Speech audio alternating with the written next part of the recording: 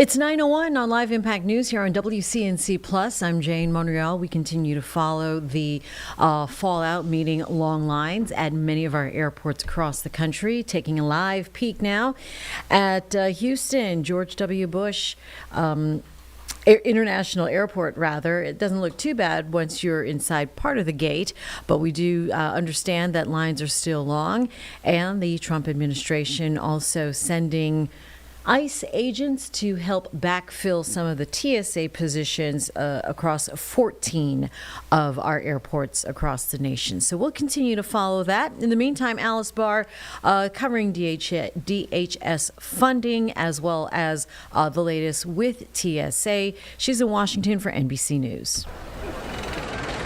Overnight, a potential breakthrough to break up those massively long airport security lines after a small group of Senate Republicans met with President Trump on a plan to fund the Department of Homeland Security. Alabama Senator Katie Britt saying a solution may be at hand. I am going to be working through the night, would be my guess. So hopefully we can figure out how to win this one. For more than a month, Democrats have refused to put more money into ICE and Border Patrol without major changes to immigration enforcement operations following the fatal shootings of 2 American citizens. They're pushing to separate that money from the rest of DHS to fund agencies like FEMA and TSA now. All Donald Trump has to say is yes. President Trump has been pressuring Republicans to tie DHS funding to stiffer voter ID laws under the Save America Act. Don't make any deal on anything unless you include voter ID. That's a non-starter for Democrats, and now overnight, the Senate's top Democrats saying both sides are talking. the pressure is mounting, with security lines growing by the day as TSA agents working without pay yet again quit and call out in record numbers. You couldn't find the end of the line because there was just people everywhere. And now at more than a dozen of the nation's busiest airports, ICE agents coming in for backup security, checking IDs and handling crowd control, according to a senior ICE official. But without training on airport X-ray machines, it's unclear how much they can do to clear the lines and the growing frustration. In Washington, Alice Barr, NBC News. 3. Back here at 9:03. We're here. We're here. That's all that matters. Back on Live Impact News, we're covering weather. And whether or not you like it, it's a little chilly this morning. I was ill-prepared, majestic. Do you have your blanket? Is that what that is over there behind you? It is similar to what I believe you're wearing, a poncho of sorts. Okay, yeah. A This is shawl. easy. You throw it on, throw it off, especially in between hits. It is a multi-purpose, little cape, something like this. So it's a good day for that. Yeah, exactly, because we're going to be ripping it off a little bit later on. Exactly. It is nice and sunny at least. Yeah, it's going to be another pretty day. I think we'll have some sunshine, but this morning it is a little chilly, especially compared to yesterday's nice warm temperatures. We saw them climb into the 80s yesterday, and now here's a look at where we currently are. Starting out our Tuesday, mainly into the 40s. We're at 44 here in the Queen City, 37 there in Boone. We are looking at just cool temperatures, but really this is right around our seasonal starting temperature. So that's not too out of the ordinary. We have a few clouds out there, kind of just depending on where you are this morning. Let's take a live camera look coming in from Lake Norman. Generally, we have some high-level cloud coverage out there right now, but it's not going to last all throughout the day. I think we'll have nice gradual clearing skies. Another live camera. This one's coming in from Lylesville. Out there in Anson County, everything's quickly actually starting to turn green there. And then to Beach Mountain, this is gorgeous. Lots of sunshine there. Overall, big story today is we're still looking at the high fire danger risk. It's going to be even higher than yesterday. However, it is a little bit cooler than yesterday. Actually, I'd say significantly cooler. We had that dry cold front pass through, and with the dry cold front, it ramped up our winds, didn't bring any rain, but it kind of opened up that door for some of the cooler northerly air to settle in. So we're feeling that chill in the air this morning. Later on in the week, we're warming things up with 70s returning, some 80s returning, and then this upcoming weekend, if you're already making some weekend plans, it's going to be a little bit cooler but still dry. Look at this. Yesterday, we topped off at 85 degrees. degrees for our Monday. It was beautiful. It was warm. It was a little windy, but we prepared you for that. We were watching for fire danger across the board, and today needs to be similar. You need to pay attention to that. Temperatures will be cooler, only rising into the upper 50s, but fire danger is there because we have all the perfect ingredients in place. It's dry. It's incredibly dry. It'll be breezy today. So if a fire was to start, it would be very easy to start, and it would be very hard to contain because it would rapidly spread.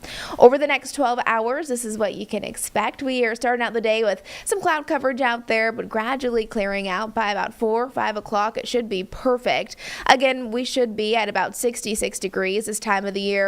And today we are climbing into the upper 50s. A little breezy for the first half of our day, but I do think eventually those winds die down by the later half of the day.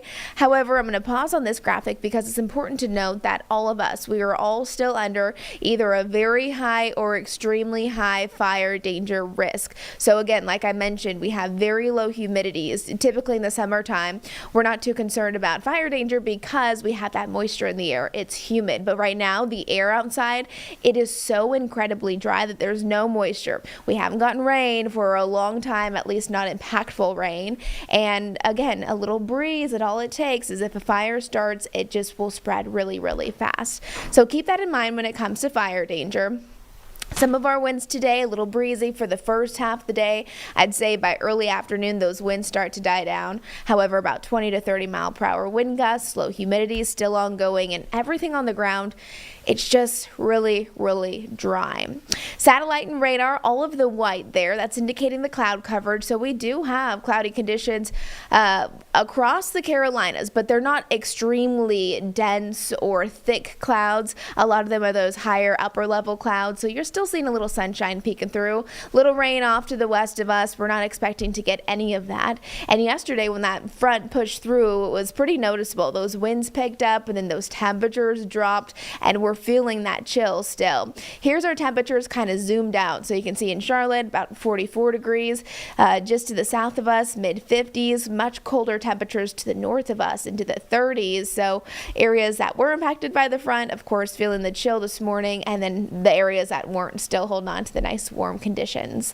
Let's take you up into the mountains today. We'll be into the upper 40s, low 50s, generally just a nice mix of sun and clouds. And out there in the foothills, areas like Morganton and Hickory, it's cloudy outside this morning, but you'll get some nice sunshine later on in the day with temperatures nearing 60 degrees, 59 in Gastonia and Shelby, and that's where we'll top off right here in Charlotte. And then to the south of us, temperatures also right into the upper 50s from Chesterfield to Monroe. So I know some of you're kind of liking the cooler air today because the last few days have been pretty warm. Today is kind of your cooler day. It's the coolest day out of my whole 7-day forecast, and for those of you who are already ready for warmer days, we get that starting tomorrow. Tomorrow we'll be at 67 degrees. That's just 1 degree above our average. A good mix of sun and clouds too. And then just like that, Thursday, we're back into the low 80s. Futurecast, we're keeping a close eye on Friday to see if any of this moisture can make it across our area. We could have a couple of isolated showers on Thursday or on Friday, but really the chances as a whole are very, very limited. We're not looking at any widespread rain, really no impactful rain. Rather, most of our forecast on Friday will be about how hot it's going to be. But remember, when we have heat and we have a little moisture in the air, that's what storms like. That's where those tricky, very isolated storms can pop up. We had that last Saturday where most of Charlotte, we didn't see anything, but areas south of us actually saw a brief heavy downpour, some gusty winds, things like that. Over the next 7 days, rainfall forecast still not looking good. We'll have to watch Friday to see if anyone actually does receive any rain. Not likely to be all that measurable, but some of our models are indicating that areas just north of Charlotte could tap into that. Rain chances as a whole were dry today through Thursday. Friday, it would be late in the day where we could have some isolated rain chances. And then if you're making plans this weekend, it's going to be nice with temperatures into the 60s, sunny skies, and we will be dry. Over the next several days, so this takes us from March 30th through the first few days of April. And this is going to be the big weather story across the country, how hot it's going to be. I mean, we're looking at above average temperatures, not just for us in the south, but really for most of the country, above average temperatures. The darker the orange, typically the more high the temperatures will be, the likelier chances that they'll be to see those above average temperatures. But it's going to be a warm end to the month of March and a warm start to the month of April. So enjoy the cooler day today if that's what you like, because we have some very warm temperatures ahead.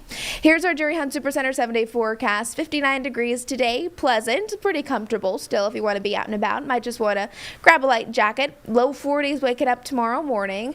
67 degrees tomorrow. That's spot on, right where we should be. And then Thursday, we're back into the 80s just like that. Thursday is going to be a great day. Friday, nearing 90 degrees, so we're talking about record warmth. Sunny skies again. It's going to be a beautiful Friday. Small isolated rain chances, but we're not too concerned about that. Saturday and Sunday, those temperatures drop back down into the 60s, low to mid 60s there. Notice Sunday morning, if you have plans early Sunday morning, temperatures will be cold into the upper 30s. That kind of wakes you up in the morning, and then we'll warm back into the 60s. And then Monday, back on track to mid 70s. I even pulled this out a little bit earlier, and I was looking ahead because we're getting close to Easter weekend, and temperatures are just going to keep on getting warmer and warmer. So next week, even beyond Monday, we have 80-degree days heading our way. How about this pollen? The yellow stuff. It is bad. It is really Yeah. bad. We were talking about it today, and we've just been seeing extremely high levels, and there's no drop-off point anytime soon. Oh, goodness. Yeah, Not that's great. the thing about that yellow stuff on the car. It's On gross. everything. On everything. Yeah. I thought wipe about down the dog after I Clothes, come the inside. hair. Oh, yeah, for sure. I thought about Think washing about my that. car yesterday, but I'm like, there is no reason to, because you wash it Yeah, and then and it's just it's going to be gonna yellow be the right next back. day. I And then yesterday I let my dog get in my bed with me. Oh, no. And I thought like nothing of it. And then while she was in my bed, I'm like, oh, maybe I should have like wiped her off. Yeah. Right. Yeah. All right. We Well, got that routine down. You have down. That's a good idea. Wash the sheets every day. Well, now that's when the membership to the car wash helps. That is Kicks nice. Kicks yeah. in. Yeah. Yeah. You just got to get there. Yeah. Just got to get there. All Greg right, already Majestic. said He's already got one. I'm like, I gotta go next. You got to go. Yeah. Yeah. I Yeah. keep on telling a my good husband, idea. would you take the truck? Take, Go. yeah, take my car. Just drive it through. drive it through. through. All right. Thanks, Majestic. Yep. We will be right back here on Live Impact News on WCNC Plus.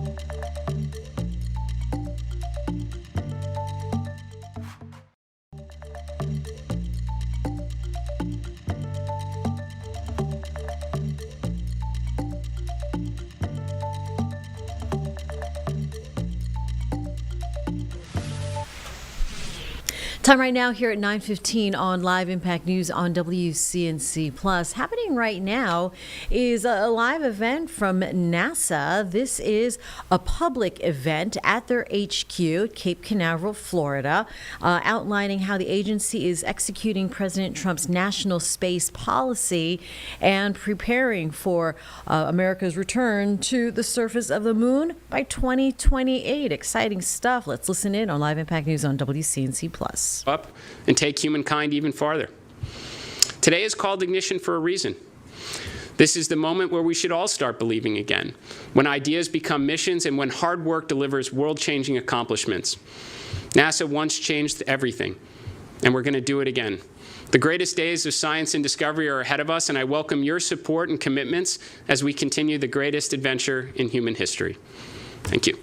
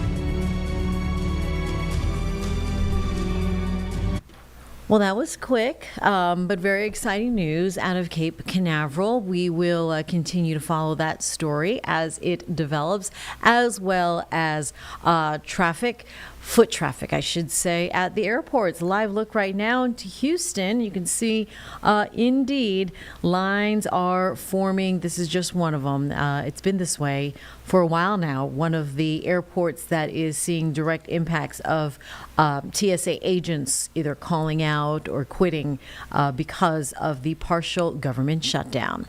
We'll be right back on Live Impact News on WCNC Plus.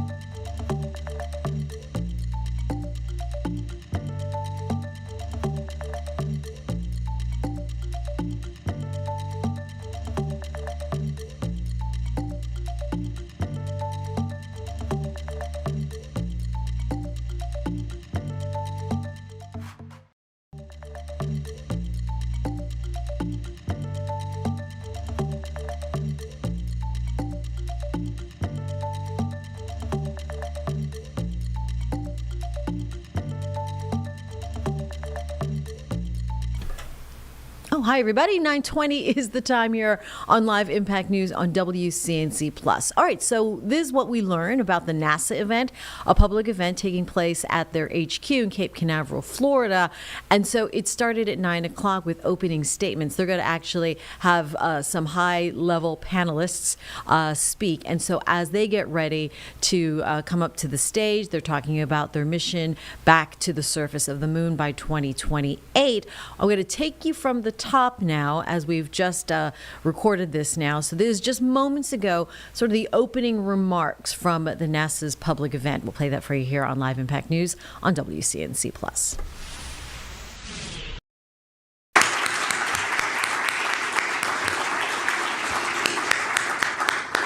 Good morning, everyone. So we are calling today's event Ignition because it represents the start of a transformative journey for NASA.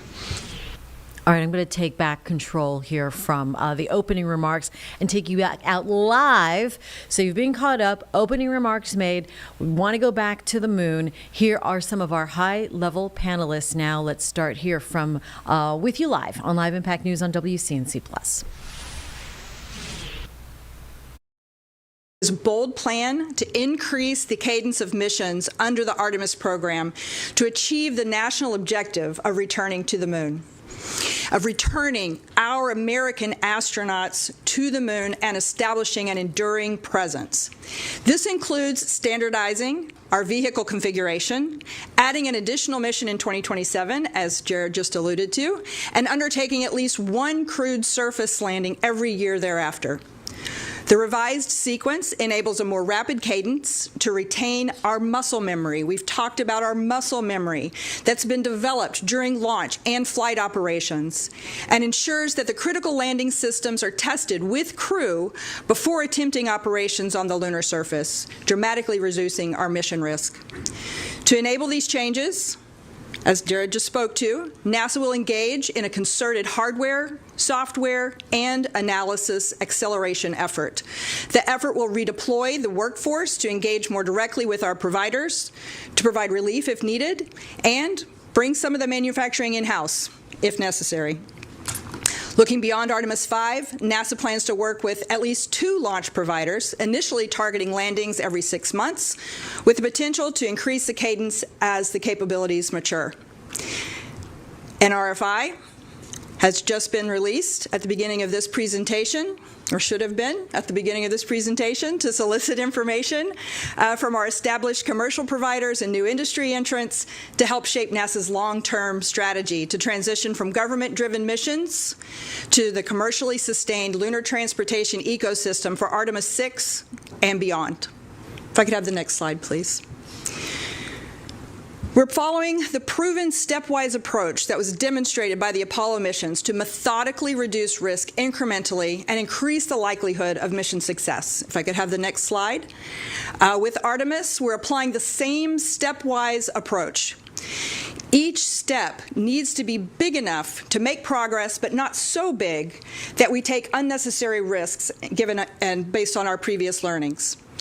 In this model, Artemis 2, as we all are aware, will demonstrate Orion crewed operations, including critical tests of environmental control and life support systems and manual spacecraft maneuvering as part of a proximity operations demonstration prior to the translunar injection.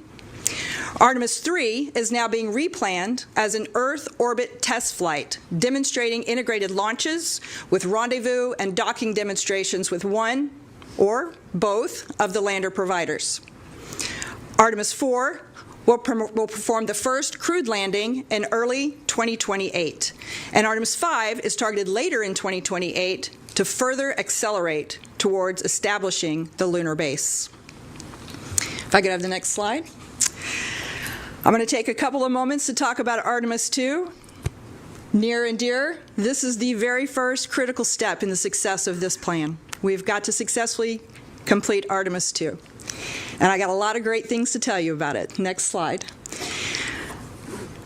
Came to my realization over the last couple of days. I've been talking about launching on April 1st for a few weeks now. And then the last couple of days, I just kind of came to my mind, that's 1 week from tomorrow. 1 week. Yes. I can tell you I was just out at the pad last Friday as we rolled the spacecraft back out to the pad. We've been tracking it day by day in the preparations leading up to launch, and I can tell you that as of this moment right now, there are no major issues that we're working. We are doing everything according to plan. We're following the plan.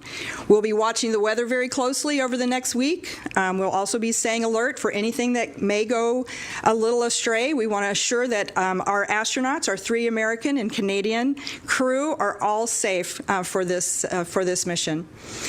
We've already passed our final big review, the flight readiness review, on March 11th and 12th, so that milestone is behind us.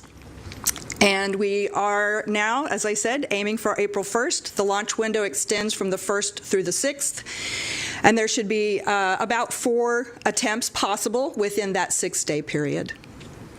We can go to the next slide. Thank you.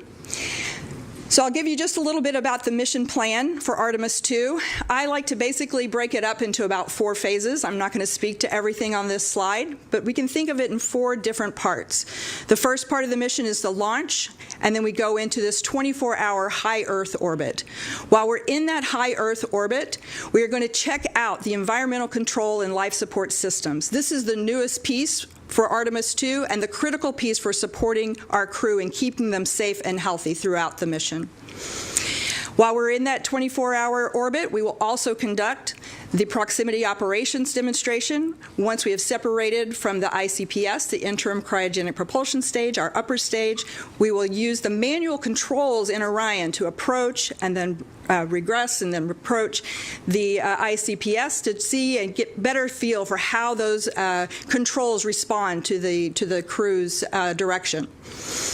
Once we're confident that all of the systems are operating within the Orion spacecraft at the completion of that 24-hour orbit, we will perform the translunar injection, which sets us on the path to the moon, around, and back, where we'll use the moon's gravity to bring us back. It's a free return trajectory. So that second phase is about 4 days out to the moon. And then we have the third phase, which is the lunar flyby, where we'll get to observe the far side of the moon and hopefully break the record, the Apollo record, for the farthest any human has ever flown from Earth.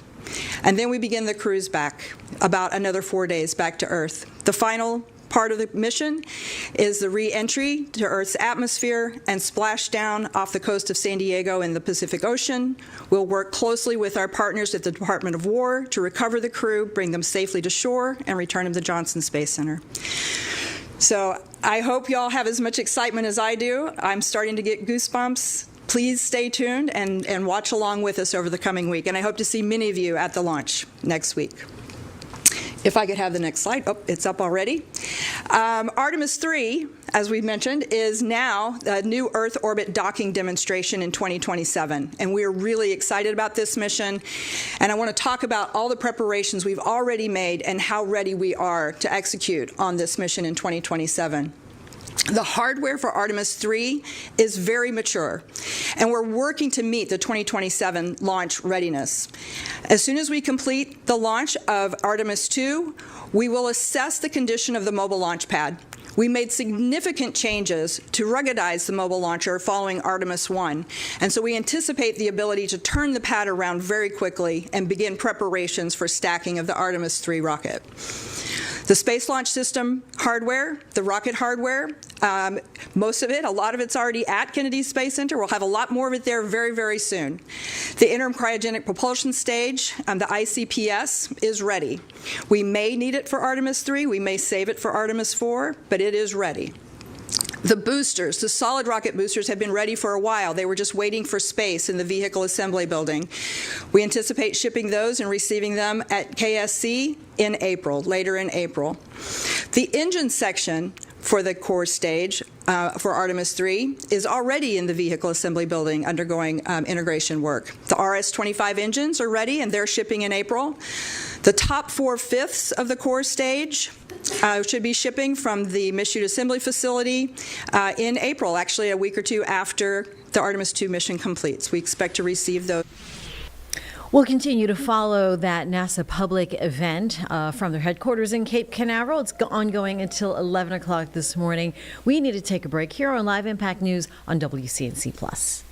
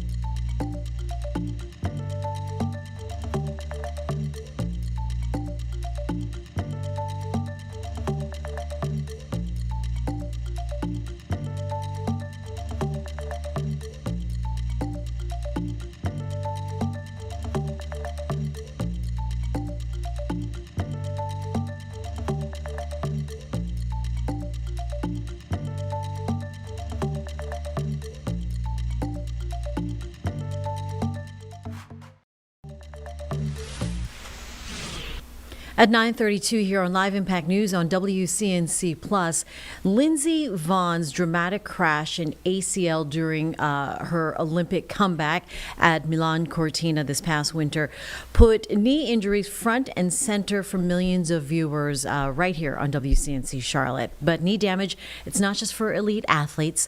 Joining us right now are orthopedic surgeon Dr. John Klibanoff and Eric, marking 1 year since Eric's total knee replacement. And Dr. Klibanoff is the VP of Global Medical Education for Zimmer Biomet.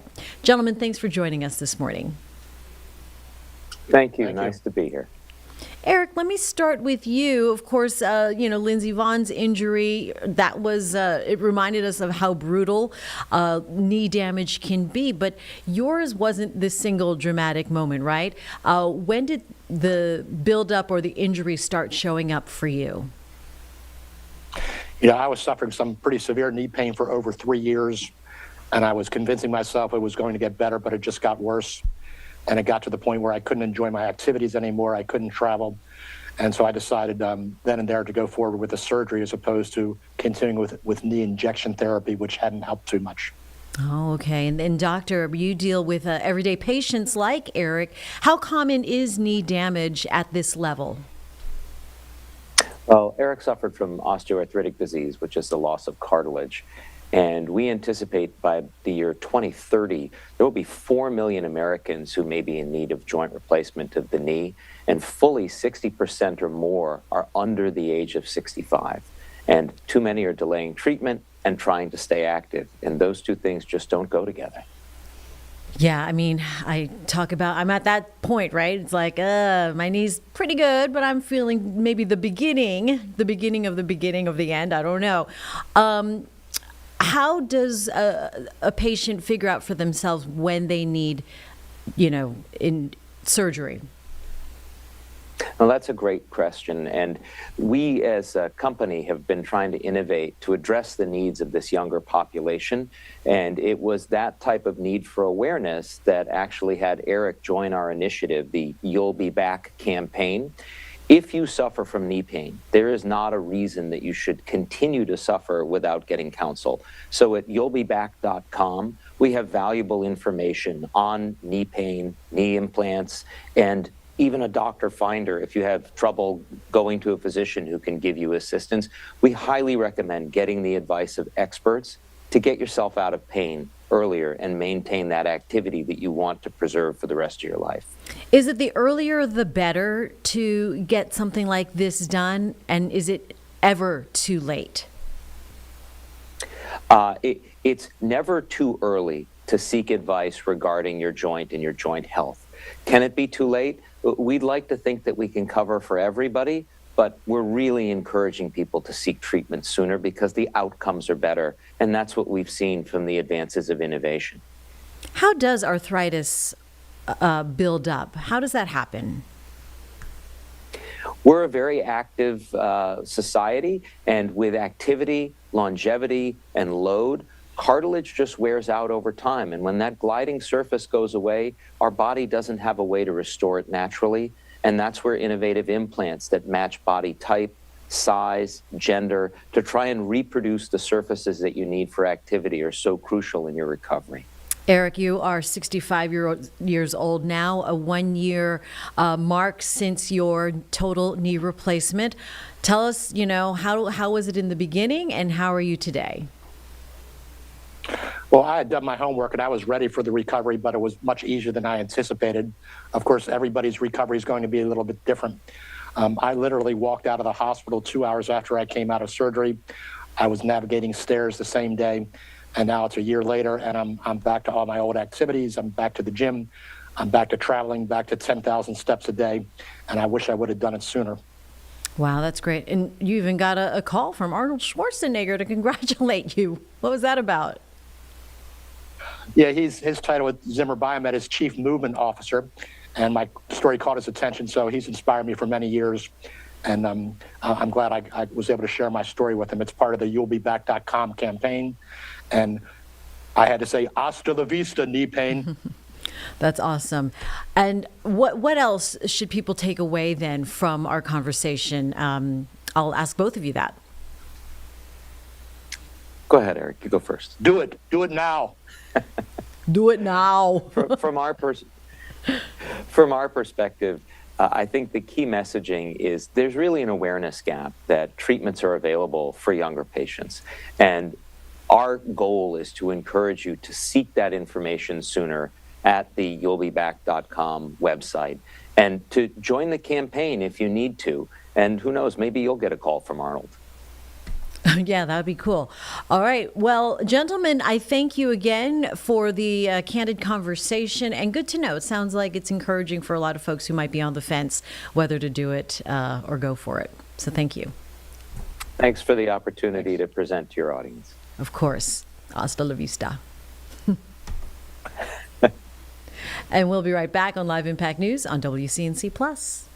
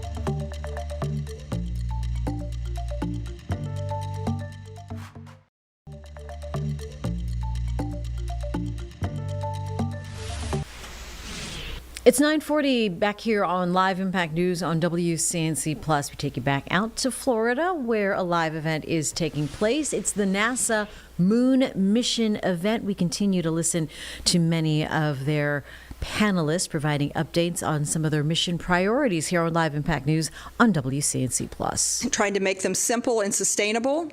We're looking at more flexible surface planning that supports simplified interfaces leading to accelerated development. We are, of course, also looking for maintaining that long-term capability. So the simplification of the requirements allows us to focus on achieving the near-term goals while also preserving the long-term goals through evolution of the lander capabilities to support our exploration goals. Looking forward in working with the providers and with our teams within NASA, we're very focused on looking at the cross-program and mission planning. There are critical Orion interfaces, and those interface definitions need to be updated. They require being updated to trying to understand what it means in these new parking orbits that are closer to the moon and different mission profiles. So we're in the process of assessing that all right now. Moving on to Artemis 5, which would be the second landed mission in late 2028, as we begin our preparations for a lunar base. There is significant hardware, again, already in development for Artemis 5. Orion Crew Module, European Service Module, this one is in Germany still, but we expect it to be delivered next fall. They're on an excellent yearly cadence of providing those service modules. We've got engines in production, boosters in productions, and the core stage already also in manufacturing. So I'd like to wrap up here. I just want to hope to close with the impression that you'll take away that we are enthusiastic and excited to execute on these accelerated timelines. The new Artemis 3 mission standardizes the architecture and will reduce risks ahead of the first lunar landing. We have the hardware, we have the skills, we have the capabilities to accelerate, and we know this administration is committed to removing any of the obstacles that are slowing us down. We're also prepared to advocate for increased supply chain criticality, and we're poised to deploy the NASA workforce to build components ourselves if necessary. We're already embedding NASA personnel at key contractors and suppliers as active, not passive, participants in the supply chain to assure that the key components that we need are not keeping us from landing on the moon first. Internally, we're in the process of building new analysis tools that provide us insight and real-time resolution of challenges across the entire Artemis enterprise. And to assure that we're all moving and working toward the common goal, the Administrator has invited the company leaders from each of our prime industry partners to brief him within the next few weeks on the actions they're taking to meet the accelerated schedule. As I noted at the beginning, we're signaling demand and dropping an RFI for 2 pathways for crewed missions to the moon beyond Artemis 5. The first step in this journey begins with the Artemis 2 launch on April 1st, when Reed, Victor, Christina, Jeremy embark on their historic journey around the moon. I hope you'll be watching. I hope you'll be watching very closely, hopefully from the Cape, as we lay the foundation for Artemis 3, 4, 5, and beyond. And as Administrator Isaacman has said repeatedly, we may not have captured full global attention yet, but I'm absolutely certain that as we embark on Artemis 2, 3, 4, and 5 in the coming years, we will captivate the world. We're honored to have you working alongside us to further world-changing science and discovery. Thank you. We are going to shift over to Washington, D.C. right now, because happening live is an announcement from the USDA headquarters. Secretary Rollins and RFK Jr., Health Secretary, making an announcement called a Lease New Policy Announcement. Let's listen in on Live Impact News. Was a $50 billion agricultural trade deficit 1 year ago, and we have cut that in half. In 1 year, our corn exports are up 29%. Our ethanol exports are up 11%. Our tree nut exports are up 11%, and there is more good news coming. Last year, understanding that we aren't going to get there overnight, that we do need to make sure that the most American of Americans, our farmers and ranchers, have what they need in the context of national security to ensure that these farmers can keep ranching, our ranchers can keep ranching, that we don't lose any more. We've lost 150,000 farms and ranches in the last decade or so. We have to stop that trend. And so whether it was the Farmer Bridge Assistance, whether it was the Emergency Economic Assistance, whether it was the Livestock Disaster Assistance, all of the programs that were moved out at the quickest speed in the history of USDA, we will not forget that those bridge assistance programs are so very important. But every farmer and every rancher I've ever talked to said, we don't want to farm for government checks. We want to farm to be able to sell our product.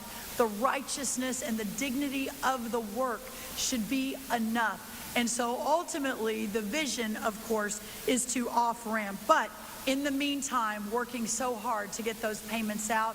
Just a few weeks ago, we announced our One Farmer, One File. Making sure that before we leave in 3 more years, that every producer in America that participates in our USDA programs, and there's quite a few of them, that they can do it in the easiest, simplest way with one time rather than having to move across all of the different agency projects. Within that first One Farmer, One File announcement, we launched the Farmer Bridge Assistance as the first piece of that to see how it would work. And in the first 4 days of launching Farmer Bridge Assistance payments married to our One Farmer, One File, we saw 50 times more producers sign up online than we did in ECAP over the 5 months of last year. Are taking it to the farmers and making sure they have what they need. Adoption is up over 5,000%. And of course, this is at a time where the president has asked all of us in the administration to do things more efficiently, to move them out more quickly. And while we were building One Farmer, One File, a big shout out to Sam and our IT team here. We had over 1,000 contractors spending more than $1 billion in FPAC alone. And now we have completely redirected all of that funding and all of that money and gotten rid of all of that outside bureaucracy. I just couldn't be more proud of that IT team, and we thank you for that. We've a big round of applause. I'm sure they're here somewhere. We're lowering the cost of business for our farmers through a new adverse effect wage rate rule for H-2A. We understand that labor and the labor needs of our agriculture community continue to be paramount, especially in certain areas of agriculture. We will continue to work alongside you to get what you need. And our friends on the Hill are working on that round the clock. But just that one rule change last year in H-2A will save our farmers $2 billion a year by changing that one rule. Lower labor costs. For my Texas farmers, I'll never forget, I went down and visited the Schuster farm, the Rio Grande Fresh Farm in South Texas, and we stood at the border. And Courtney Schuster, an amazing farmer, a great Texas Aggie, she showed me where she was planting right next to the border wall. But what she had to pay under the current Biden H-2A, all in with housing and transportation and all the things, was close to $30 to $35 an hour versus the workers across the border with the farmers on the other side in Mexico were paying $2 an hour for the exact same labor. There's obviously a medium in there somewhere, and that's what we're working to move toward. But ensuring that we cut that labor weight under the H-2A by 40% has been, I think, one of the most important things we've done in the last year. I also want to mention the One Big Beautiful Bill, and Chairman John Hoeven is here. Welcome, big round of applause. His leadership has been really important. I know you represent a lot of your friends on the Hill, John, but I specifically remember a little lunch that we had last March as the One Big Beautiful Bill, the reconciliation process began. And he and Senator Bozeman and I had a conversation. What if we could, perhaps, this may be a crazy idea, but since no farm bill was passed under the last administration, since the reference prices were more than a decade old, since so many of our farmers were facing uncertain, perilous times, what if we could move a lot of the gist of the farm bill into the reconciliation, the One Big Beautiful Bill? We didn't know if it was possible, but thanks to President Trump's leadership, thanks to the leadership of those on the Hill, especially this man sitting behind me, and thanks to so many of you, we were able to move so much of what the farmers and ranchers had been needing into the One Big Beautiful Bill. Not only raising reference prices, not only updating critical farm programs, not only making the death tax exemption permanent, which I heard from so many farmers across the country, but also raising it to limit and indexing it for inflation. Not only all of that, but just the tax cuts so that our farmers and ranchers and small business owners can keep more of the money that they make. These permanent tax tools for our farmers, including 100% immediate expensing and small business expensing, which was doubled. These were key, important changes that were made, again, thanks to the leadership of this administration and our leaders on the Hill that have shown what putting agriculture and farmers and ranchers first really look like. And when we do that, and understanding that if we want to pass on freedom to the next generation, and if we want our children and our grandchildren to understand what liberty and freedom looks like, that farm security is national security.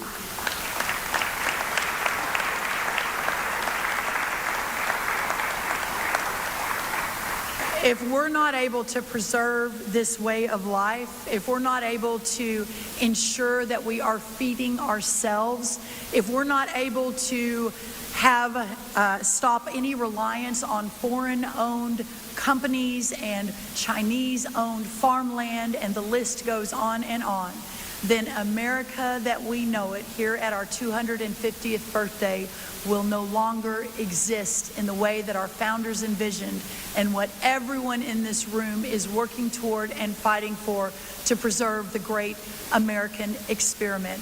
That is how existential I believe this work at USDA is, in partnership with so many wonderful people across our cabinet and across America. We just couldn't be more grateful. So that takes me to the announcement today, again, putting America first, putting American ranchers and farmers first. From protecting private property rights and ending lawfare against our farmers, to our commitment to making America healthy again, Bobby Kennedy.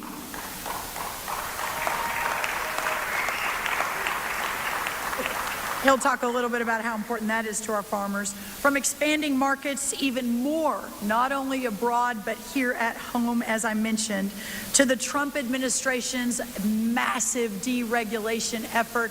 I remember when I thought getting rid of 2 old regulations for 1 new one seemed like a huge moonshot. And now today it's 129 old regulations out the door across the administration for every 1 new one that's coming in. All of our work is beginning to pay off. We're making real progress. We have a lot more to do, but we are making real progress, but we aren't letting up. And that's what makes today's announcement, our product of the USA, so exciting. Cue the video.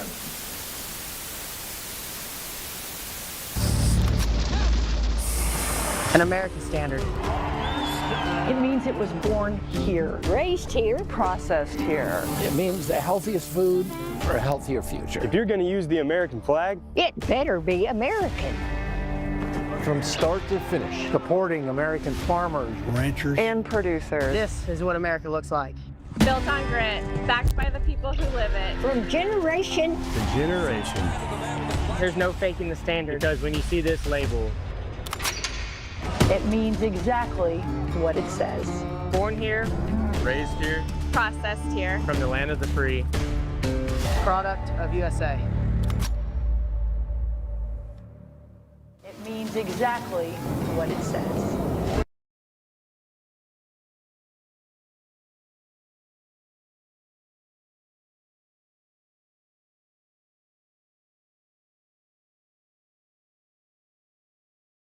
Here. It means the healthiest food for a healthier future. If you're going to use the American flag, it better be American.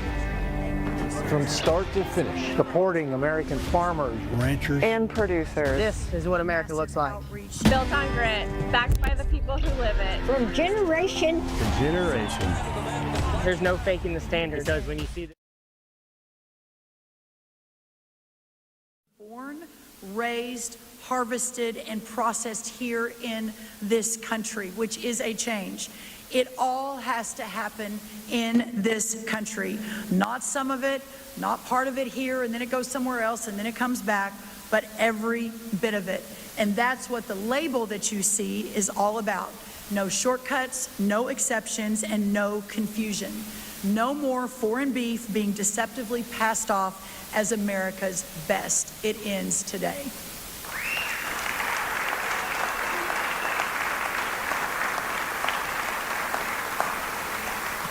This new label is about enhancing competitiveness for our producers, our great American producers, by leveling the playing field and increasing transparency through truthful labeling. Because what our ranchers raise in this country is the very best in the entire world. It is why, as we're opening up these markets in the UK and Australia and others, more countries want our beef. But also on the flip side, it's about doing right by our consumers in this country by clearing up all confusion about what made in the USA actually means. Consumers deserve clear, truthful labels. American ranchers deserve a level playing field, and that's what we are delivering. But in order to deliver, people need to know about this, which is why we are thrilled today to announce a new public awareness campaign that is sure to go viral, and we have a lot of people in the room who are going to help us do that, entirely focused on supporting American meat, poultry, and egg products that truly are a product of the USA. And to tell that story, as you saw in the video, we didn't go to actors. We went to the real deal. World rodeo champions like Rocker Steiner and Riley Webb and Cassie Mowry and Peyton Bray and Cooper James, men and women who live the Western way of life every single day. Just a few weeks ago, you probably all saw, we were all in the Oval Office with the President. The President had 15 minutes on his schedule to do a very quick meet and greet with these NFR rodeo champions. And about an hour and a half later, we were all walking up to the residence for him to show them the Lincoln bedroom. This President's heart and dedication and passion to our Western way of life and to those who represent it is real. Today marks the starting of an exciting new era for ag products made entirely here in America, and we just couldn't be more excited about that. Speaking of a new era for American products, for homegrown, locally produced products that will make America healthy again, please help me welcome, thank you all for being here, my great partner in this effort, our amazing Secretary of Health and Human Services, the incredible Robert F. Kennedy, Jr.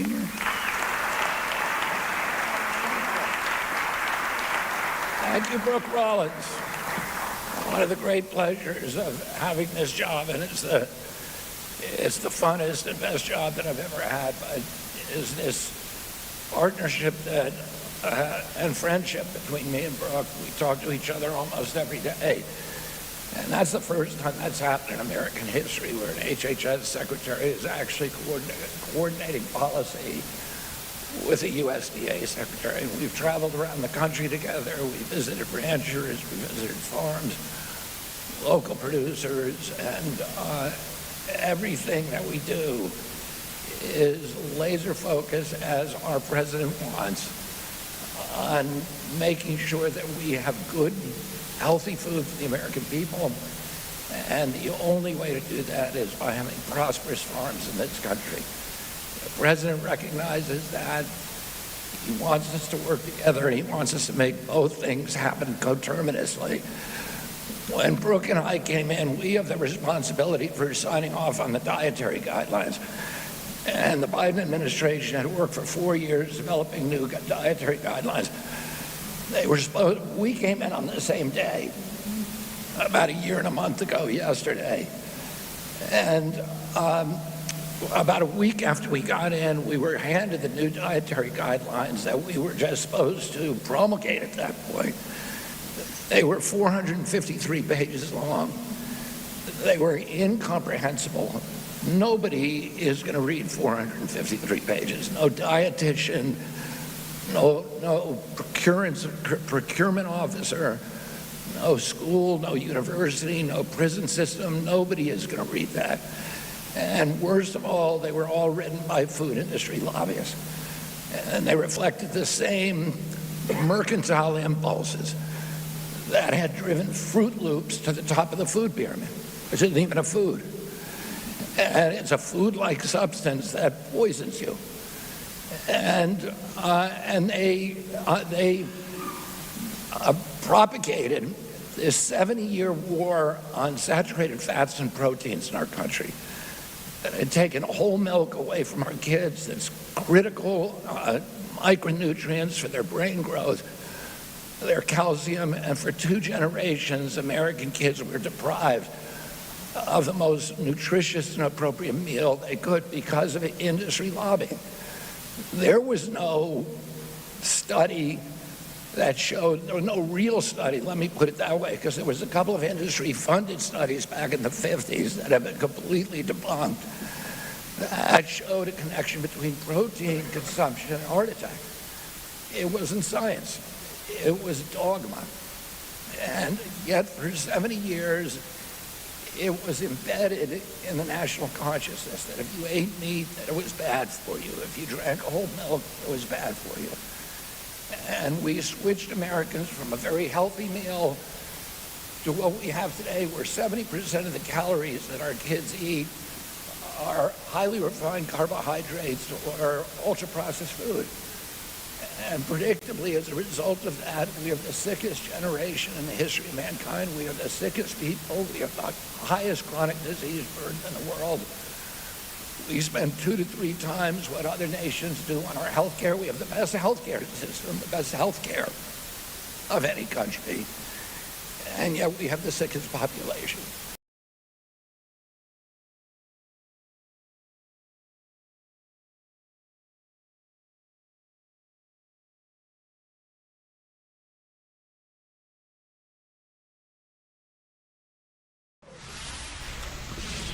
All right, we're going to try to get that feed reworked here and take a break on Live Impact News on WCNC Plus.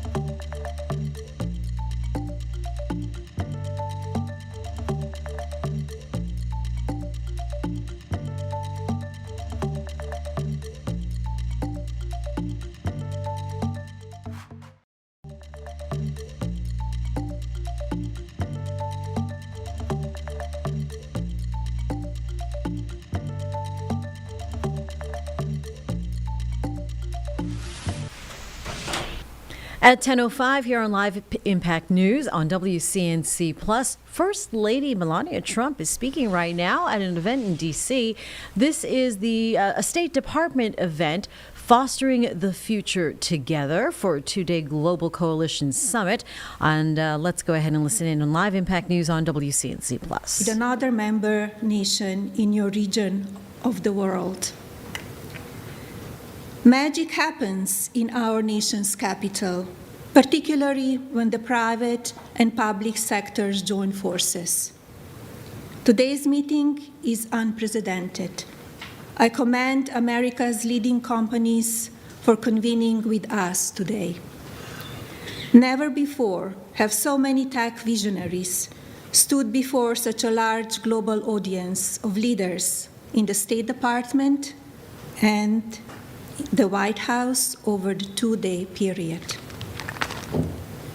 Nowhere else could such a concentration of excellence be assembled, from AI pioneers like OpenAI, Palantir, and xAI, to tech platforms like Google and Meta, creative engines like Adobe and Microsoft, plus human connectivity through Zoom communications. This room is filled with extraordinary human capital. Leaders, harness it to elevate your children, to empower your people, and to accelerate your economies. Our Coalition for Leaders will improve our future, but only by supporting concrete initiatives that equip young people with the skills and knowledge they need. Together, let's invest, expand success, and create opportunities for education and technology. I wish everyone great success during fostering the Future Together's Global Coalition Summit. There is much to accomplish over this two-day period, and this is only the beginning. Thank you.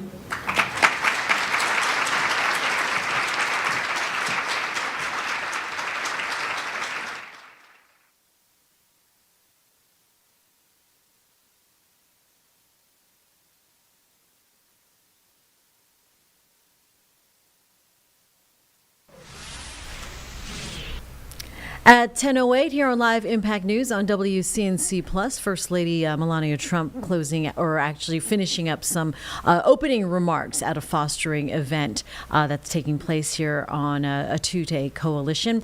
Want to take you back out to the USD headquarters where there is a Rollins R.F. Kennedy Jr. policy announcement that's been taking place also in Washington, D.C.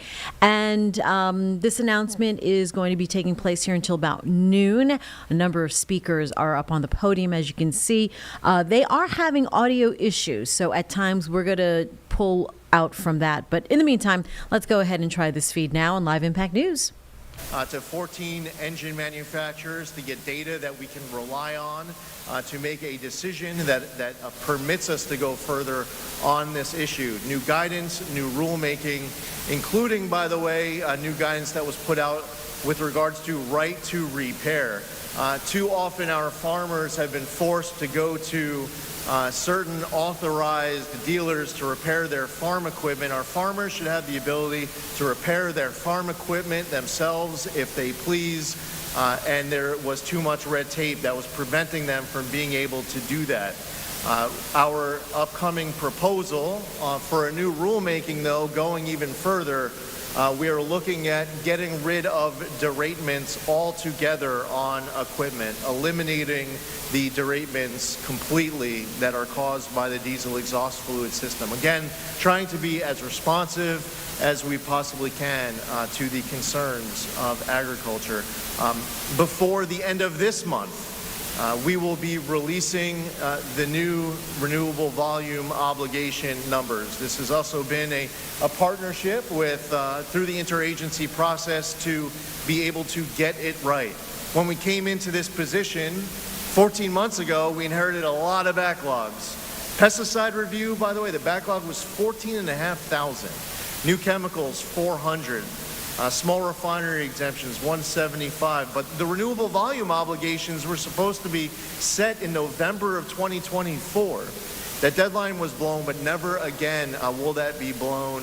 We are fixing that just like we are with all the other backlogs that were inherited and processes that needed to be fixed.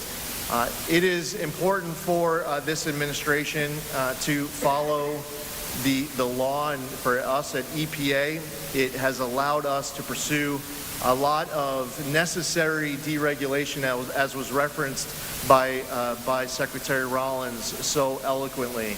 The Supreme Court, in a decision called Loper-Bright, overturned what's called the Chevron doctrine. What that means is that no longer can a rogue, unelected bureaucrat like you might find at an agency at the federal government, no longer can you just get creative with the federal law. Look at a law and say, well, I guess because it doesn't say we can't, I guess that means that we can. No, we're going to follow the best reading of the law.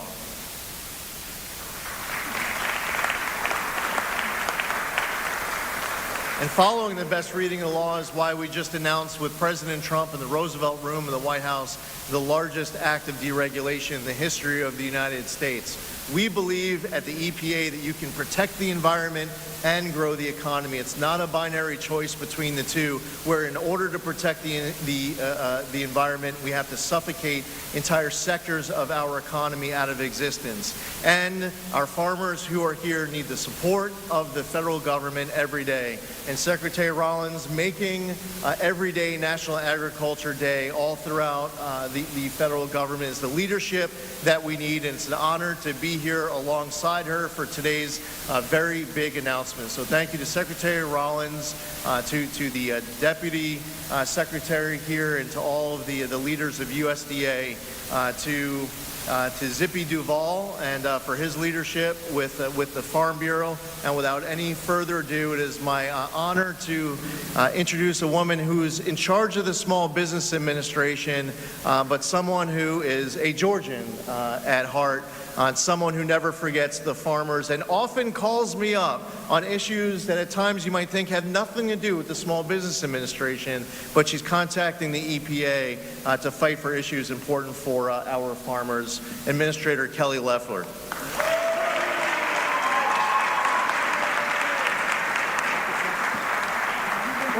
Wow. Well, good morning and happy National Agriculture Day. What a great honor to be here to celebrate it with all of you. Thank you, everyone at USDA. No one does it like USDA. I mean, this is epic. I have many members of the SBA here. We're so honored to partner with you, Brooke, with Secretary Rollins, Mr. Deputy Secretary. Thank you. So look, President Trump understands that the American farmer, rancher, and agriculture industry is vital to our national strength and security, and that's why he's stood with all of us since day one. And it's also why he's entrusted this great agency to Secretary Rollins. Brooke, thank you so much for your dedication to agriculture every single day, for your friendship, for your leadership, and frankly, that goes for everyone on the stage here. It's such an honor. No administration has been more dedicated to America's original small business owners, the farmers, the ranchers, the agribusiness leaders. You create the fabric of our nation. It's woven together in a strong patchwork of rural America that keeps our country fed, fueled, clothed, and free. Like many of you, I was born in rural America. I was raised as the fourth generation on my family's corn, soybean, and cattle farm. I worked the feedlots, the soybean fields, and my parents actually had me fill out a little yellow time card when I worked in those fields to see how hard it was to earn $1. I'm grateful for. We'll get you back out to the USDA announcement taking place live right now to Washington, D.C. in just a couple of minutes. First, this short break on Live Impact News on WCNC+.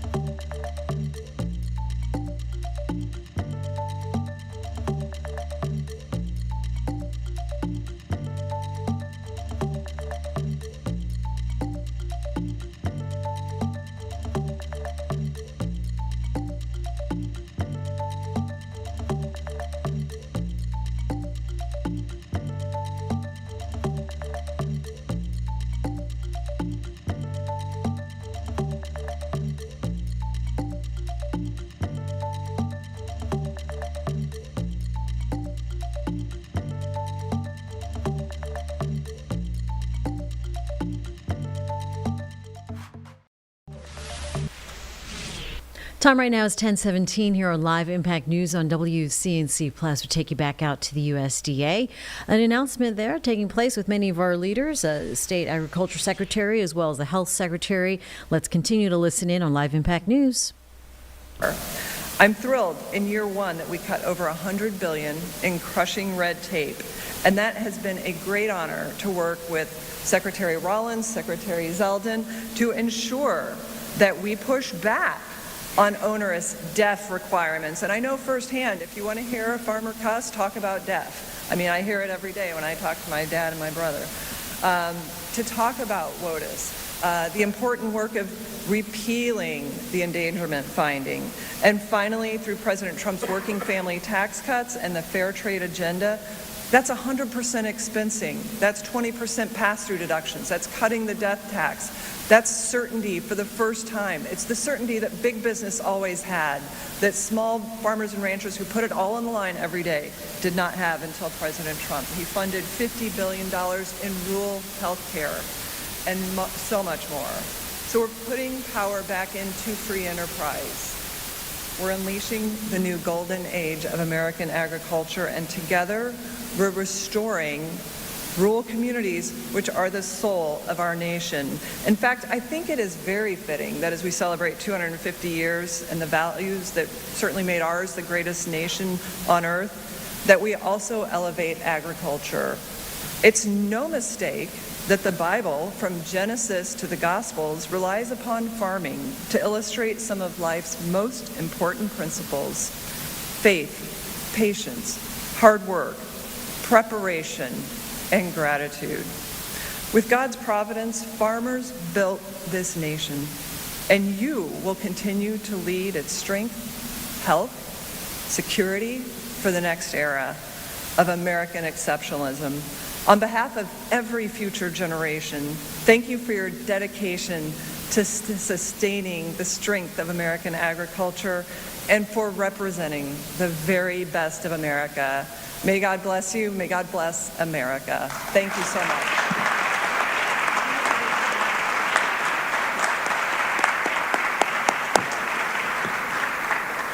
It's so great to have such partners in the cabinet. Administrator Loeffler and I are in a Bible study together every week, and it always seems to go back to the farmer while we're in Scripture. We take it back. So thank you, Kelly, for everything. You're great. Our next speaker, the incredible Chairman John Hoeven, the senior senator from North Dakota, former governor. One of the very first conversations I had when I was named to be the Agriculture Secretary, no one more committed to this community than this man. And Senator, we're just so grateful for all you do. Chairman John Hoeven, everybody.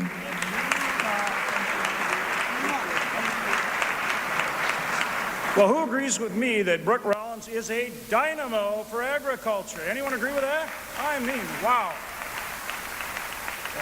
Thank you, Secretary, and thanks for inviting me to be part of this great National Ag Day celebration. And what do you think of this? Pretty cool, right?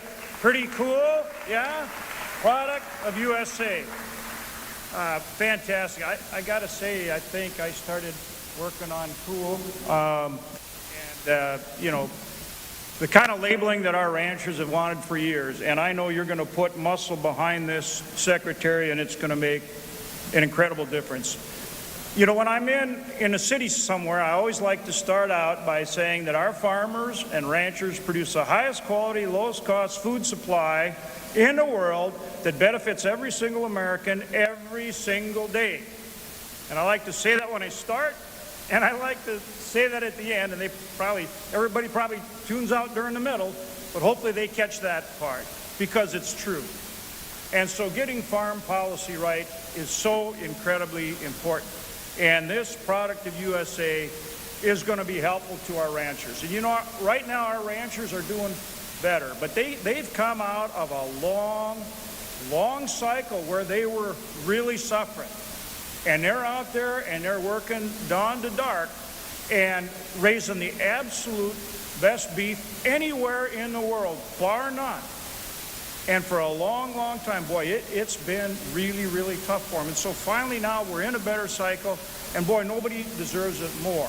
And they're working now to grow those herds, so not only will Americans continue to have the very best beef, but also to have it at a fair price.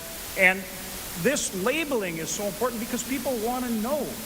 They want to know that those animals truly were born, raised. In the old days, Brooke, Secretary, we said slaughtered. I guess now it's processed. But either way, they want to know those animals started and ended right here in the United States because we truly do have the best beef in the world. And so this is a great thing for our ranchers, and we appreciate it so much. I want to take just a minute, too, on this National Ag Day to mention our farmers. And we got Zippy here, and you know, we appreciate this great work on behalf of our rancher secretary, but we know how hard you and the Deputy Secretary of Vaden, the Undersecretary of Fordyce, who was in the front row a minute ago, we know how hard you're working for our farmers, too.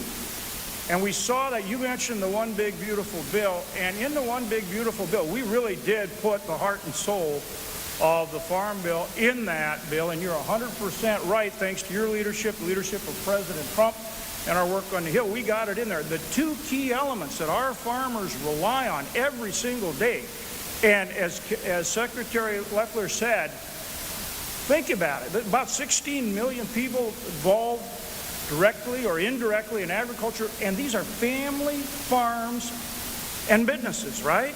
Now, it's sophisticated, precision ags, you know, I mean, there's a lot to it, but it's still a system of family-based farms and ranchers, and we take that for granted at our peril. Look at the concentration you have in almost every other industry, and I think Americans want that family-based system out there raising their food across this country, out there making rural America go. I think Americans want that, and they value that, and we can't take it for granted.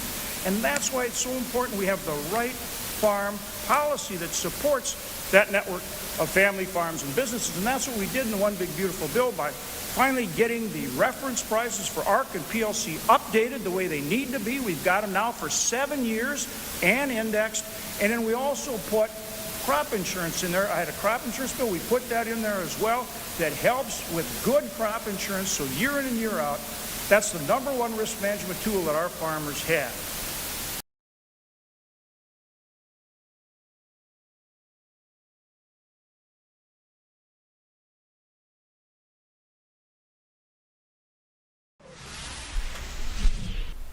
All right, we saw the wheel. You know what that means. They're going to regroup. We're going to regroup here on Live Impact News on WCNC Plus.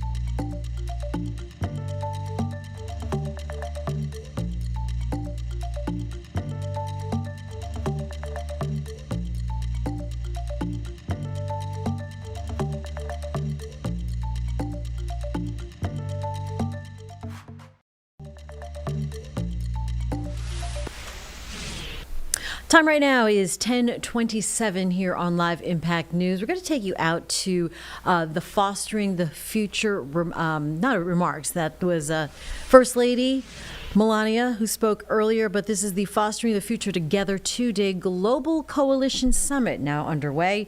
Let's listen in on Live Impact News. Not just an app, but fast, clear state-people interaction. Because technology is not only about convenience, it is about the state's ability to function.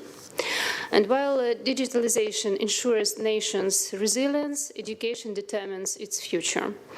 For us, this is the matter of principle. No child and no adult should lose access to education regardless of the circumstances. That is why we are building a comprehensive digital education ecosystem.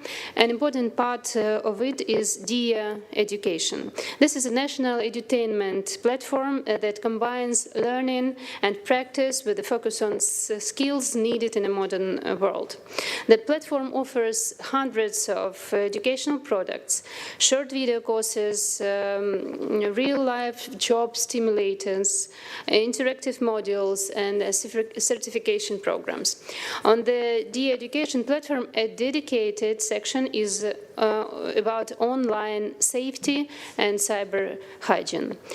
The content is adapted to different ages and different levels of proficiency. We view cyber hygiene as a new basic skill. Just as humanity once learned to take care of physical hygiene, and it is not a one-time action, but daily practice that builds resilience and helps prevent most common threats. At the same time, we are developing solutions for school education. At the initiative of the President of Ukraine, MRIA was launched, a unified digital education ecosystem for students, parents, and educators. MRIA brings together all key elements of the learning process, from educational materials and schedules to communication and assessment. For students, it offers the opportunity to learn in a convenient format, track their own progress. For parents, it provides visibility into their child's learning progress and enables them to stay engaged in the process. For teachers, it allows for better planning and reducing administrative workload, but most importantly, it represents a shift in approach. Education is no longer one size fits all.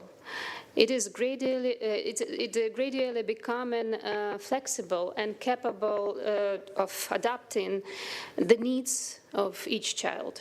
Nearly 3,000 schools from all regions of Ukraine are already connected to MRIA, every fourth educational institution in the country. This year we plan to connect around 7,000 educational institutions and increase the number of users to 1.5 million. In 2026, the pilot of MRIA preschool will begin in 6 regions of Ukraine. So we adapted that platform to the needs of the youngest users and make the system truly continuous from the kindergarten to school. And we are already looking forward. In 2025, Ukraine launched a National Center for Artificial Intelligence Development, the Win-Win AI Center of Excellence, which is working on integrating AI into key sectors of the state, including education. Ukraine commits to further investment in digital infrastructure, education technologies, and AI-enabled learning to prepare the next generation to thrive in a digital age. That is why we are joining Mrs. Trump's initiative.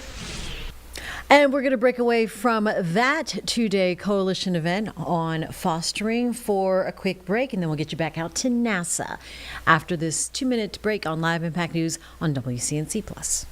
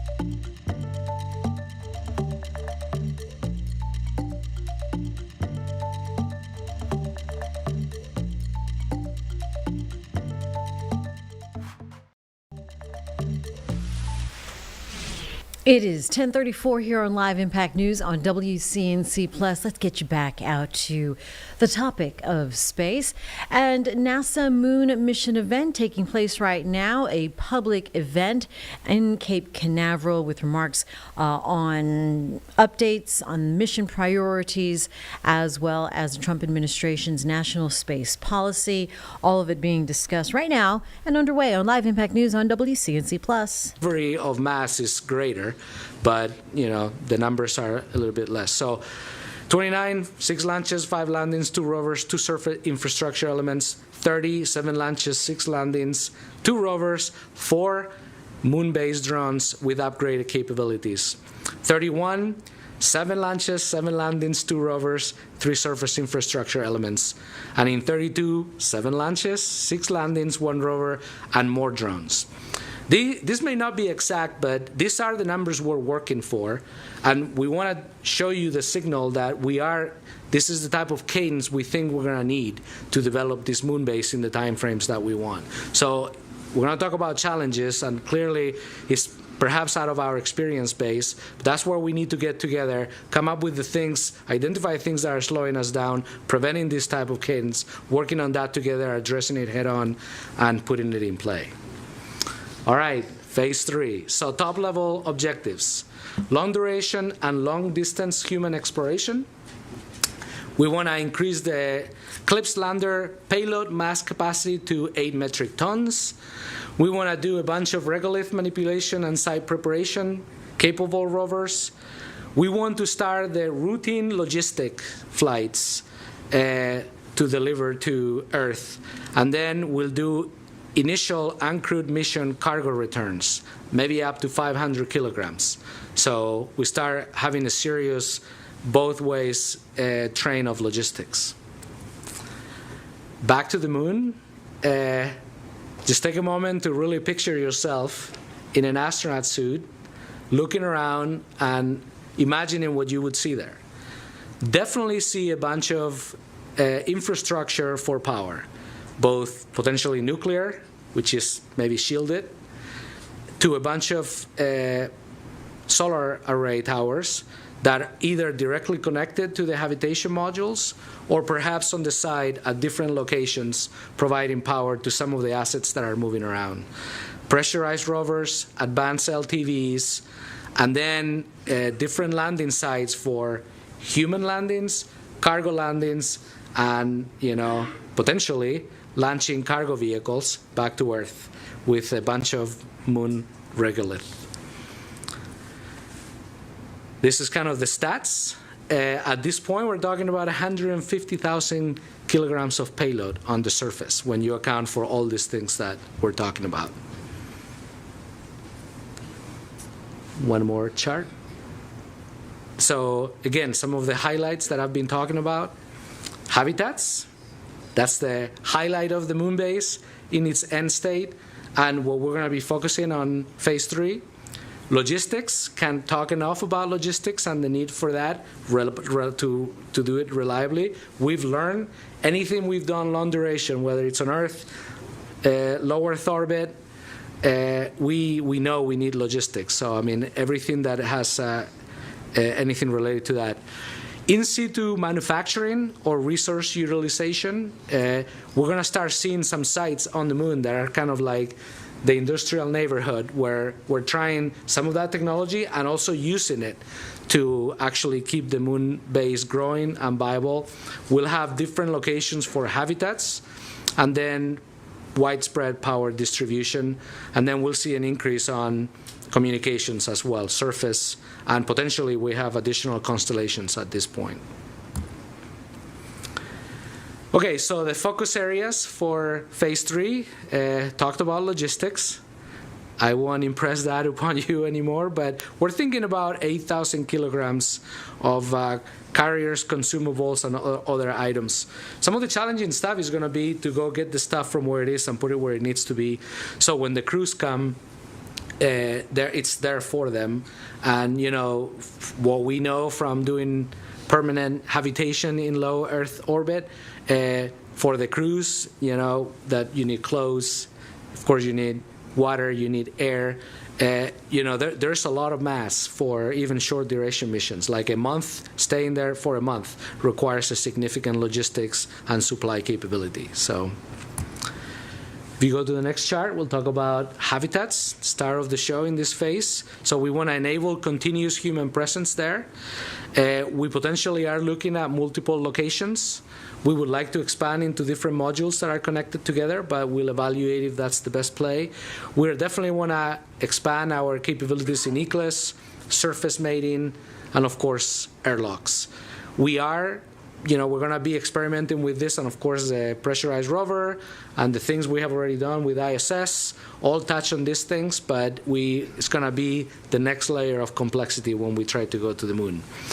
The basics, air, water, food, space, all of those things, a few nights in space, in the size of a minivan, it's manageable, but when we expand to short trips, those needs get much bigger.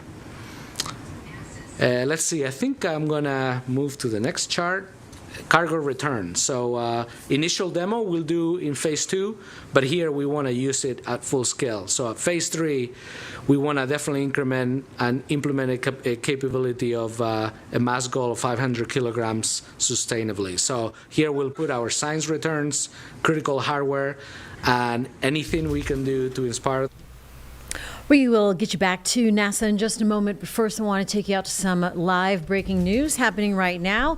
Live images happening over part of Greenville. This is a fire reported at a recycling center, and you can see the dark gray smoke blowing across there.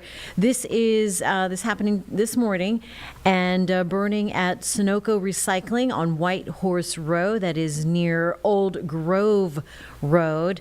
We are trying to learn more what happened, what started that fire, but the section of White Horse Road near the business is now closed in both directions as of about 40 minutes ago. You can also see a little bit of that smoke from downtown Greenville if you are familiar with the area. So heavy gray to dark gray smoke. You can see a number of fire trucks have got that surrounded, but it is a recycling center. The South Carolina Forestry Commission issuing a statewide red flag fire alert as a result. That is a dangerous situation for those with respiratory issues.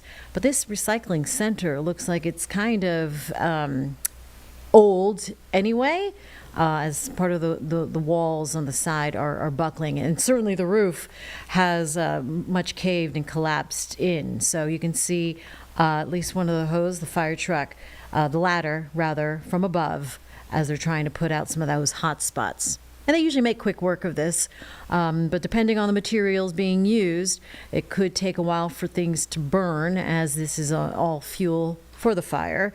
But when you see that smoke going to a lighter gray, that is a sign of progress, at least for this section of the building.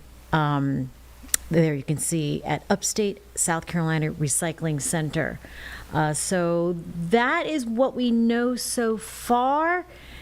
Of course, you just want to stay away from the area as well, but it is always a wonder to see the fire rescue trucks and firefighters handle that. That picture is frozen. That is not our feed. That is the station YFF there out of Greenville, happening right now, the NBC affiliate out of Greenville. So if you are just joining us here at 1042 on Live Impact News on WCNC Plus, this is a firefight of a recycling center near Greenville, South Carolina. You can see that the roof is collapsed, and a lot of that material looks like it's pretty much old and sort of junky, but we're trying to learn what is the material that is being burned, and we have a camera of downtown Greenville. This is from downtown Greenville proper, and so you can see this is a video, I should say. You see the smoke on there. I mean, so you can see it all the way from downtown. I mean, it's not exactly far from downtown, but it's not close either. Okay. So it kind of shows that it's traveling. Okay. depending on, and we've had windy days. Oh, yeah. Previously, and certainly today is not no exception, not as windy as it has been, but that's always a challenge too for firefighters.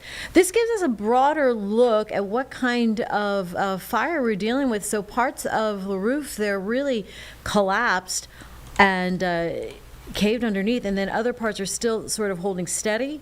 Top center of your screen, some of that orange, the flames obviously still burning quite vigorously, and really stretching through a large portion of the top of the building there.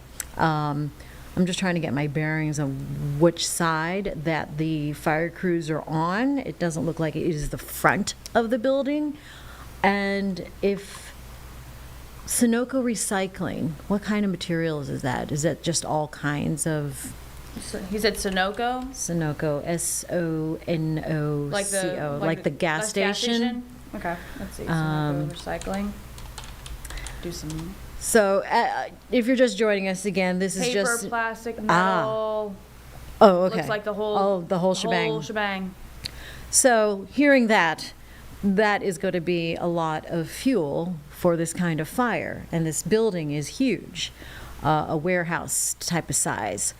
When you see this kind of method, when they are surrounding it, the ladders are surrounding it and surround and drown, you know that the firefighters cannot get on top of that kind of roof, obviously. So there's a different approach. And we'll see if there are any more fire crews that come on in to this building.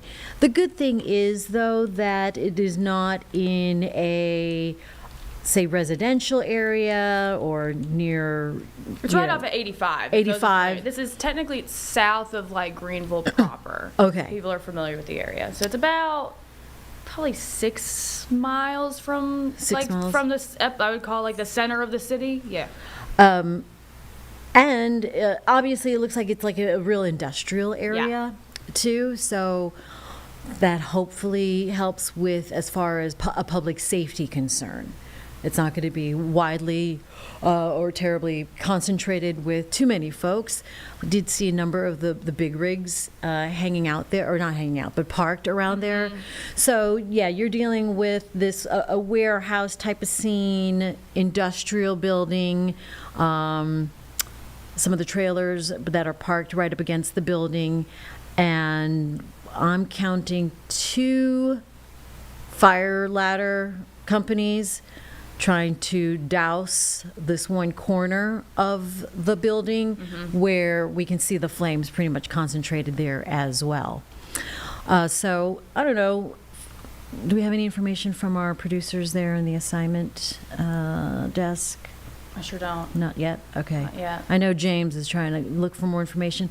Oh, there's another image. This is outside, so you have like pallets the right wooden there. pallets. So not even within the confines of a roof in a building. This is even outside. Look at some of them are already charred, and yeah. Wow. All right, so I'm obviously surprised that they're not more inflamed. I guess it's because it's rained lately, so maybe there's a little more water on the wood. Maybe I don't know. I mean, yeah.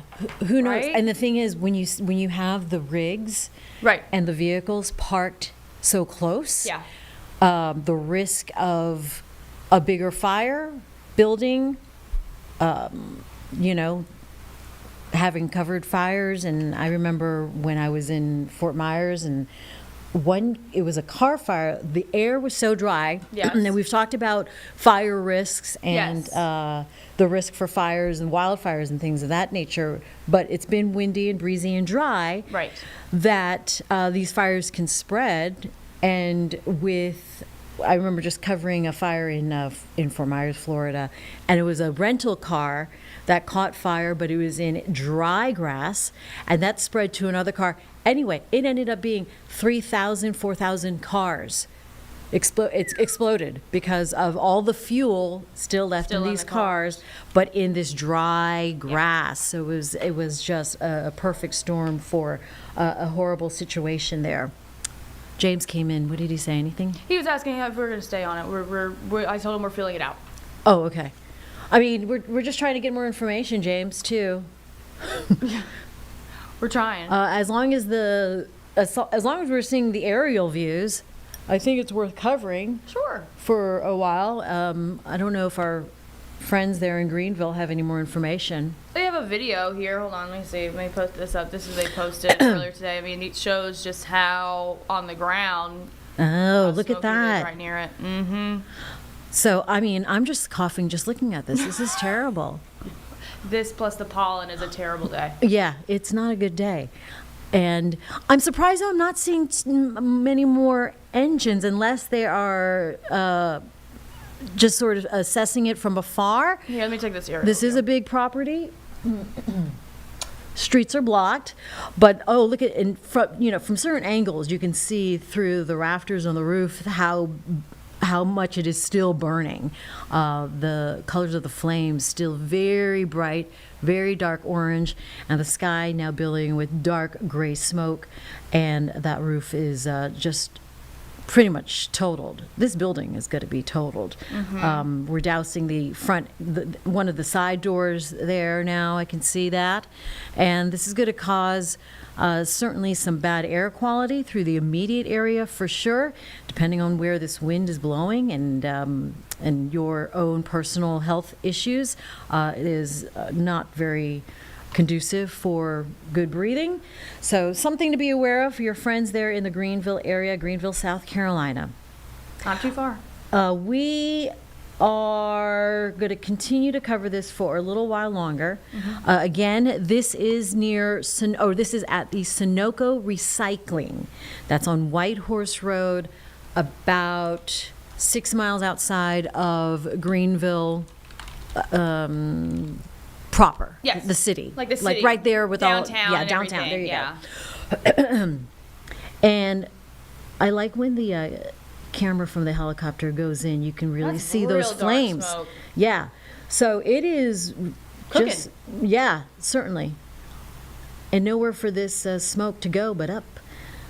And then now you just Near have a major metro. I mean, exactly. Greenville's one of the big three in South Carolina. I mean, it's a shoo-wee. Interesting. I can see a bit of 85 there. Mm-hmm. Very, very, very busy interstate. And see who is responding to this fire. All right, that picture froze for a little bit.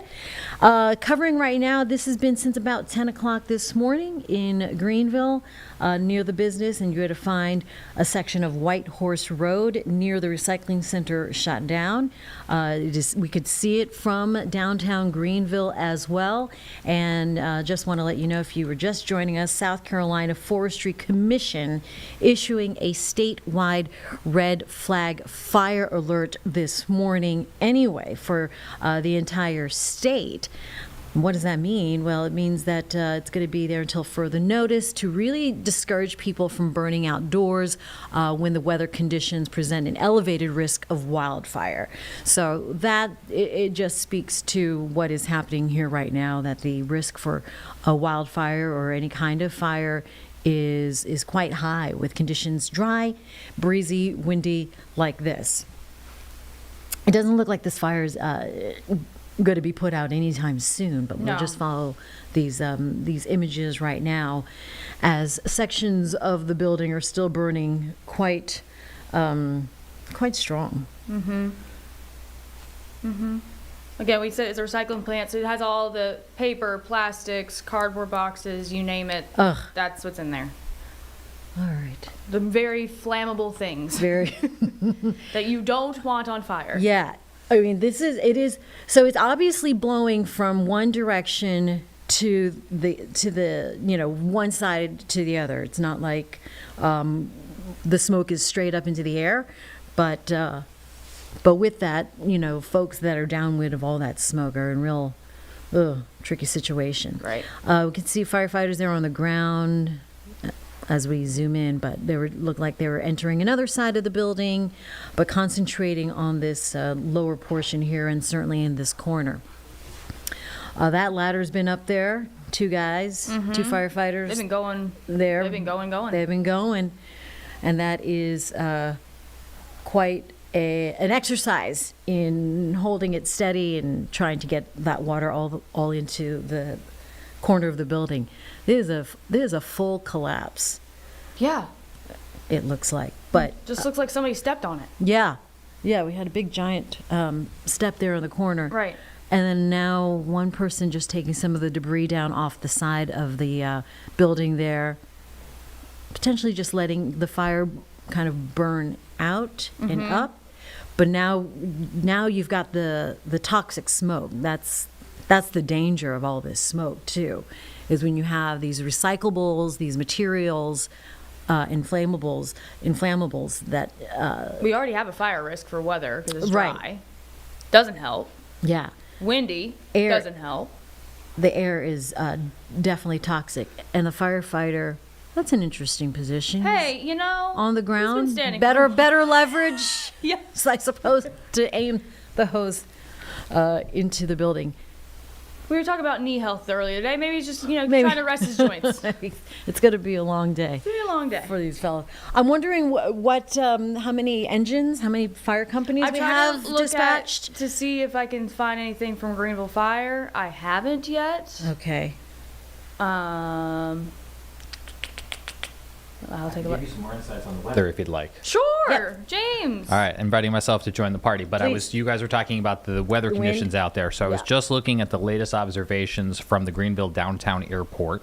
It's 50 degrees outside right now, so not exceptionally warm. However, they have sustained winds out of the east at about 14 miles an hour, gusting up to 20. So that has led them. Windy. Yep. So we are in this situation where we do have fire weather, essentially, which Yeah. is that breezy conditions, low humidity, lack of rain makes it really easy for things to burn. We apply that a lot to brush fires, but the same conditions would apply to a structure For sure. in terms of ignition and spreading. Especially a structure full of paper Yes. and cardboard Yeah. and flammables. What direction again? Out of the east. So I'm sure if we Out look of the at the east. smoke plumes, the smoke would be carried off, again, about 15, gusting up to 20. I kind off of have to a the video east. from earlier. This is what our friends at YFF posted on their website. This is from downtown Greenville proper, so you could see the smoke heading that way. I would imagine it's quite visible from downtown Right. along Interstate 85. Oh, yeah. Ooh, let's take a look at this live picture again.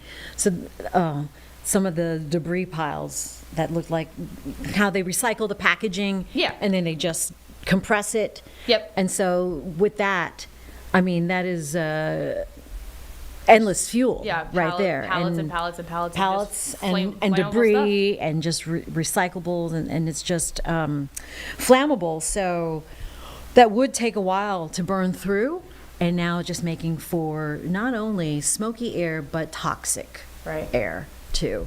And the gusts certainly not helping. Trying to find South Carolina State Fire and our friends at YAA, or YFF rather. They issued the red flag fire alert earlier this morning.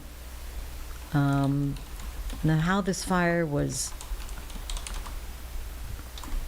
able to burn and what ignited it. I guess it wouldn't take much with this kind of weather. Looks like it's frozen right quick. All right, Okay. give it a second. There we go. All right. Are we going to stay with this? What do we decide? I think we are heading off to Charlotte today in a few minutes. I know Yes. we've been watching this a few minutes, and we are continuing to roll tape on it. So All we'll right. pick it back up at 11:30. We will do exactly that. Okay, guys. I'm back here in the Live Impact studio at 12:30. Charlotte today is getting ready as well. We will get you caught up. We're going to get you more information and see you at 12:30 and midday with our friends Ben and I think it's Megan today, actually. Megan's here today. I think so. All right, Ben and Megan are at 11:30 in Charlotte on WCNC Charlotte, and we'll just leave you with these images. I'll see you soon.